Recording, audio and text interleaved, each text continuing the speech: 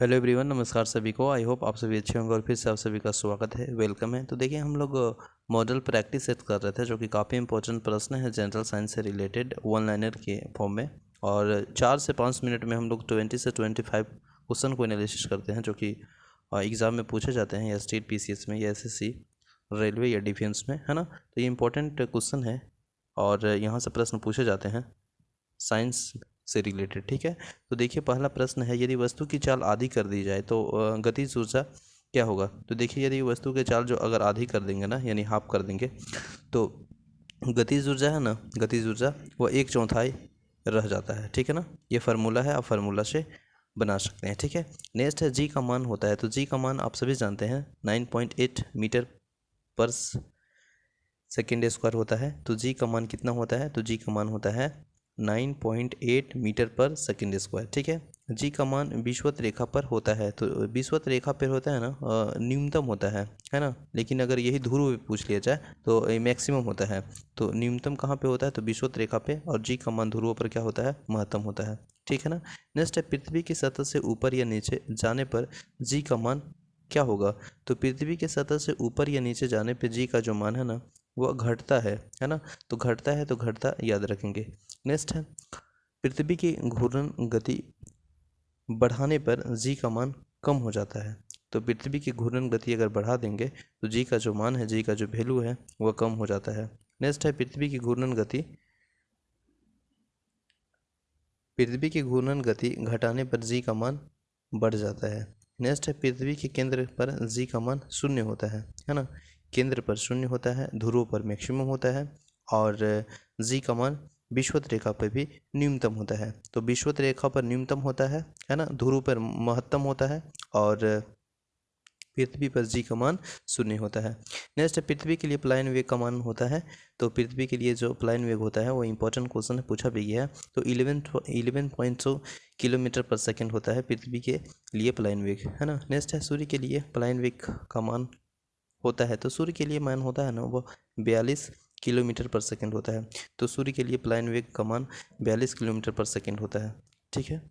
Next है, चंद्रमा के लिए पलायन वेग का मान होता है। तो चंद्रमा के लिए जो पलायन वेग का मान होता है, वो 2.37 किलोमीटर पर सेकेंड होता है चंद्रमा के लिए। तो चंद्रमा के लिए होता है 2.37 किलोमीटर पर सेकेंड, है ना। और सूर्य के लिए पलायन वेग का बात करेंगे तो हो जाएगा 42 किलोमीटर पर सेकेंड, और पृथ्वी के लिए पलायन वेग 11.2 मीटर पर सेकेंड। देखिए, तीनों रिलेट कर लीजिए, इंपॉर्टेंट है, और ये प्रश्न सेट में भी मिलता होगा, है ना।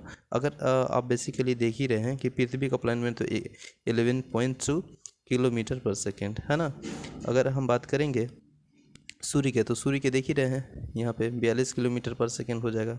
इसके बाद फिर चंद्रमा का, तो चंद्रमा का हो जाएगा 2.37 किलोमीटर पर सेकेंड। तो 11.2, है ना।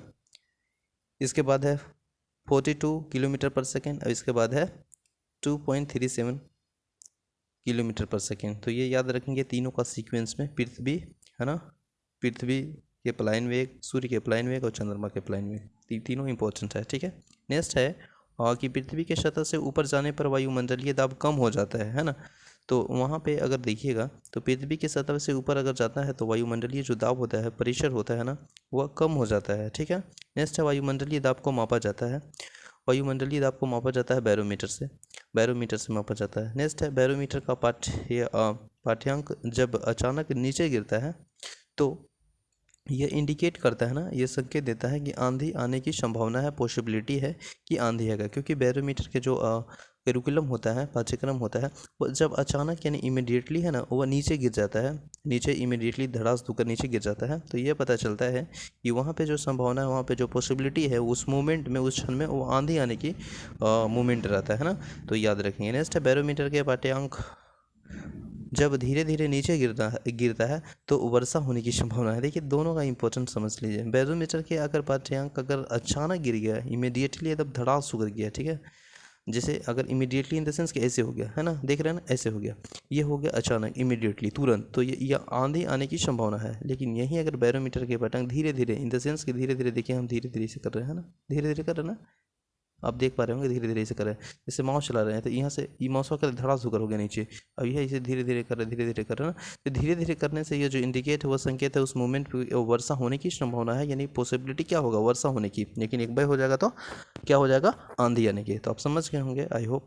बर्फ के दो टुकड़ों को आपस में दबाने पर टुकड़े आपस में चिपक जाते हैं, क्योंकि दाब अधिक होने से बर्फ का गलनांक घट जाता है। बिल्कुल सही बात है। नेक्स्ट है शुद्ध जल का घनत्व पूछा जा रहा है, यानी शुद्ध जल का जो डेंसिटी है वो 1 ग्राम पर सेंटीमीटर क्यूब या 10⁻³ ग्राम पर सेंटीमीटर क्यूब हो जाएगा, ठीक है ना। बर्फ का घनत्व होता है तो 0.9 ग्राम पर सेंटीमीटर क्यूब। नेक्स्ट है द्रव का घनत्व अधिक होने पर पृष्ठ तनाव बढ़ जाता है, ठीक है। नेक्स्ट है द्रव का घनत्व बढ़ाने पर केशिका नली में, है ना, केशिका नली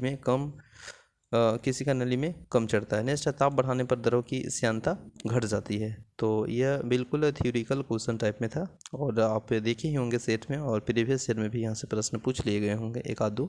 तो ये हम लोग छोटी सी वीडियो यानी 5 मिनट में ओवरऑल 20 से 25 क्वेश्चन को देखने का प्रयास किया, जो कि काफ़ी इंपॉर्टेंट है और सभी एग्जामिनेशन के लिए जिसमें साइंस से रिलेटेड प्रश्न पूछ लिए जाते हैं। तो आई होप सेशन अच्छा लगा होगा तो आप लाइक करें, चैनल में नए हैं तो सब्सक्राइब करें। मिलते हैं नेक्स्ट वीडियो में। जय हिंद।